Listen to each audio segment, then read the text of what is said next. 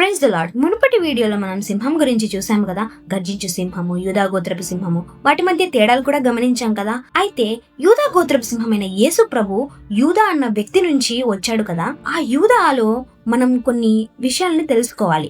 యూదా ఎలా అంత గొప్పటి స్థాయిని అందుకున్నాడో తెలుసుకుందాం. మీరు చేసిన ప్రతి పొరపాటు, ప్రతి ఓటమి, ప్రతి తప్పుడు నిర్ణయం అన్ని కూడా దేవుడు మీ జీవితంలో గొప్ప దీవెన కోసం సిద్ధం చేస్తున్న భాగమైతే ఇది కేవలం ప్రేరణ పూర్వకమైన మాటలు కాదు. ఇది యూదా కథ.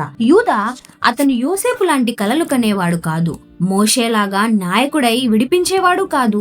దావీదు లాంటి యోధుడైన రాజు కాదు. సొంత తమ్ముణ్ణి బానిసగా సలహా ఇచ్చింది ఇతనే. నిబంధనకు విరుద్ధంగా పెళ్లి చేసుకున్నది ఇతనే. తన కోడలికి అన్యాయం చేసిన మామయ్య ఇతనే. అయినా సరే యాకోబు 12 మంది కొడుకుల్లో యూదా వంశం నుండే యేసుక్రీస్తు పుట్టాడు. ఆయనే యూదా గోత్రపు సింహం. ఇది ఎలా సాధ్యమైంది? ఈ రోజు యూదా జీవితంలో జరిగిన ప్రతి అడుగును చూద్దాం. ఇది కేవలం అదృష్టం వల్ల కలిగినది కాదు, యాదృచ్ఛికం అంతకన్నా కాదు. ప్రతి దశలోనూ దేవుడు అతన్ని ఎలా మలిచాడో చూస్తే మీరు ఆశ్చర్యపోతారు. యూదా యాకోబు లేయాలకు జన్మించాడు. పుట్టుకతోనే అతని మీద ఒక ప్రవచనం ఉంది. లేయా అంటే యాకోబుకు ఇష్టం లేదు. ఆమె నిర్లక్ష్యం చేయబడిన భార్య. తన మొదటి 3 కుమారులైన రూబేను, షిమియోను, లేవి పుట్టినప్పుడు ప్రతిసారి ఆమె వాళ్లకు పెట్టిన పేర్లు వినండి. రూబేను, నా భర్త ఇప్పుడైనా నన్ను ప్రేమిస్తాడు. షిమియోను, నేను ప్రేమించబడట్లేదని యెహోవా విన్నాడు. లేవి, ఇప్పుడైనా నా భర్త నాకు దగ్గరవుతాడు. ప్రతి పేరు మనిషి ప్రేమ కోసం వేడుకోలు. ప్రతి పేరు ఒక మొర. తన భర్త ప్రేమ కోసం ఆరాటపడుతూ పెట్టింది. కానీ 4వ కొడుకు పుట్టినప్పుడు ఆమెలో ఏదో మార్పు వచ్చింది. ఆదికాండం 29:35 గమనించినట్లయితే ఆమె మరలా గర్భవతి అయి కుమారుని కని ఈసారి యెహోవాను స్తుతించుతననుకొనెను. అందుచేత అతనికి యూదా అని పేరు పెట్టెను. యూదా అనగా యెహూదా. యెహూదా అంటే యెహోవాకు స్తుతి కలుగును గాక. చూడండి, యూదా ఏమి చేయకముందే అతని పేరు స్తుతి అయిపోయింది. తన ఉనికిలోనే దేవుణ్ణి ఘనపరిచేలా అతని పేరే ఒక ఆరాధన. ప్రేమ కోసం మొర కాదు, దృష్టి ఉంచమని అడగడము కాదు, స్వచ్ఛమైన స్తుతి. యూదా గుర్తింపు దేవుడు ఏమి చేయడానికి ముందే స్తుతిలో స్థాపించబడింది. అతని పేరే దేవుని మహిమను ప్రకటించింది. యూదా పెద్దవాడయ్యాక యోసేపు అంటే అన్నలందరికీ అసూయ అవ్వడంతో అతన్ని గోతిలో పడేసినప్పుడు వాళ్ళ మొదటి ఆలోచన చంపేయాలనుకున్నారు. కానీ యూదా అడ్డుపడ్డాడు. ఆదికాండం 37:26-27 గమనించినట్లయితే, రండి వాడిని చంపి ఈ గోతులలో ఒకదానిలో వేయుదము. అప్పుడు యూదా, మన తమ్ముణ్ణి చంపి వాని రక్తము దాచినందువలన లాభమేమి? వాడిని ఇష్మాయేలుకు అమ్మేదము. వాడు మన తమ్ముడు, మన రక్త సంబంధి కదా అని తన సహోదరులతో చెప్పాను.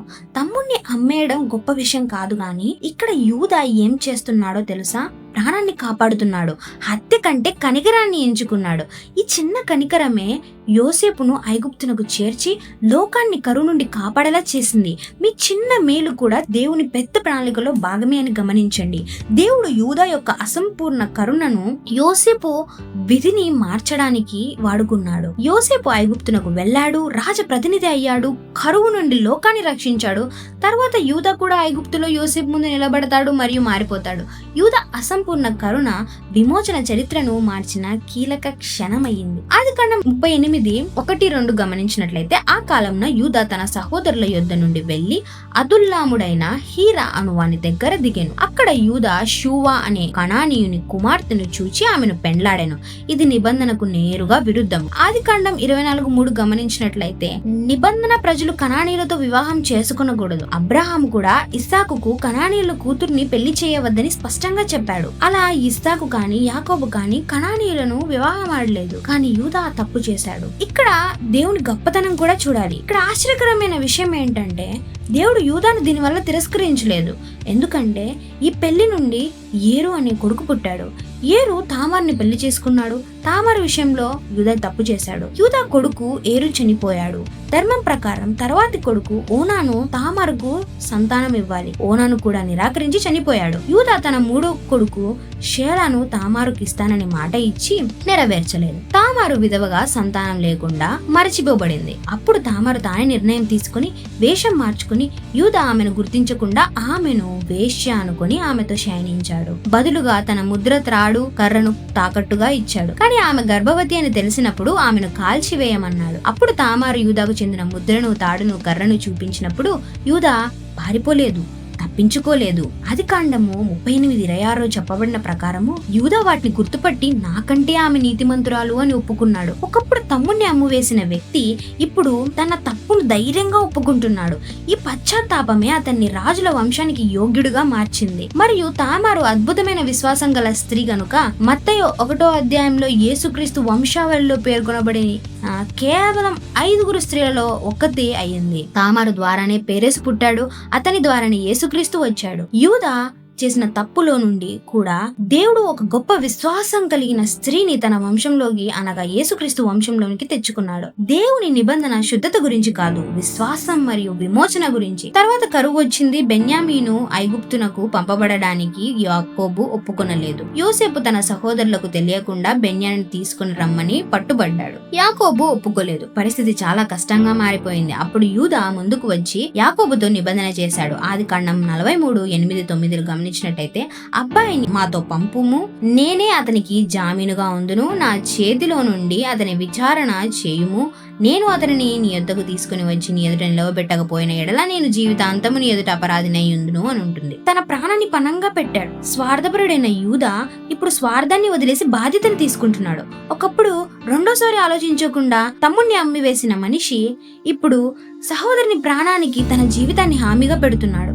ఐగుప్తునకు వెళ్లిన తర్వాత యోసేపు బెన్యామీనును ఉచ్చులో వేశాడు. అతని సంచిలో వెండి గిన్నె దాచబడి తర్వాత అతన్ని పట్టుకున్నారు. శిక్ష ఏంటంటే బెన్యామీను బానిస అవుతాడు. సహోదరులు వెళ్లిపోవచ్చు. యూదా ఒకప్పుడు యోసేపును వదిలిపెట్టినట్లు బెన్యామీను వదిలిపెట్టాడా?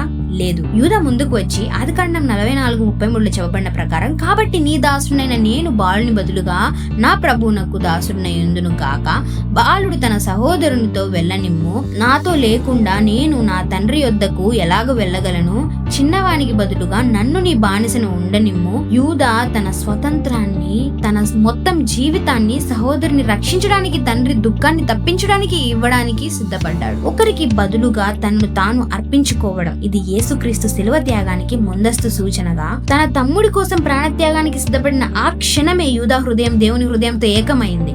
ఈ మాటలు విన్న యోసేపు తన్ను తాను ఆపుకోలేకపోయాడు మరియు తన సహోదరులకు తన్ను తాను బయలుపరుచుకున్నాడు. యాకోబు చనిపోతూ యూదాను ఇలా దీవించాడు, యూదా, నీ సహోదరులు నిన్ను స్తుతించెదరు, నీ చేయి నీ శత్రువుల మెడ మీద నుండును, నీ తండ్రి కుమారులు నీకు నమస్కారము చేసెదరు. యూదా సింహపు పిల్ల, నా కుమార, నీవు వేటాడి తిరిగి వచ్చితివి, అతడు సింహం వలె మోకరించుకొనును, రాజదండము యూదాను విడువదు, షీలో వచ్చు వరకు అది నీ దగ్గరే ఉంటుంది అని. తుదిలో పుట్టాడు, కనికరం చూపాడు, తప్పులను ఒప్పుకున్నాడు, త్యాగానికి సిద్ధపడ్డాడు, నీతిమంతుడయ్యాడు, నిబంధన మాట ఇచ్చి నిలబెట్టుకున్నాడు.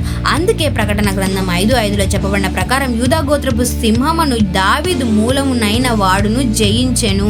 యూదా పర్ఫెక్ట్ కాదు. అతడు కూడా మనలాగే తప్పులు చేశాడు, వైఫల్యాలు ఎదుర్కొన్నాడు. మానవ చరిత్రలో అత్యంత గొప్ప దీవెన కోసం దేవుడు అతన్ని సిద్ధం చేయడానికి ఉపయోగించబడ్డాయి. కానీ దేవుడు ఆ తప్పులను కూడా ఒక ఆశీర్వాదంగా మార్చాడు. ఈరోజు మీకు కూడా నేను అదే చెప్పాలనుకుంటున్నాను. మీ ఓటములు మిమ్మల్ని దూరం చేయవు, అవి మిమ్మల్ని దేవుని ప్రణాళిక వైపు నడిపిస్తాయి. దేవుడు పర్ఫెక్ట్ మనుషుల కోసం చూడట్లేదు, తను తగ్గించుకుని వచ్చే మనుషుల కోసం చూస్తున్నాడు. యూదా వంశం నుండే రాజు వచ్చాడు. మీ జీవితం నుండి కూడా దేవుడు ఒక గొప్ప అద్భుతాన్ని చేస్తాడు.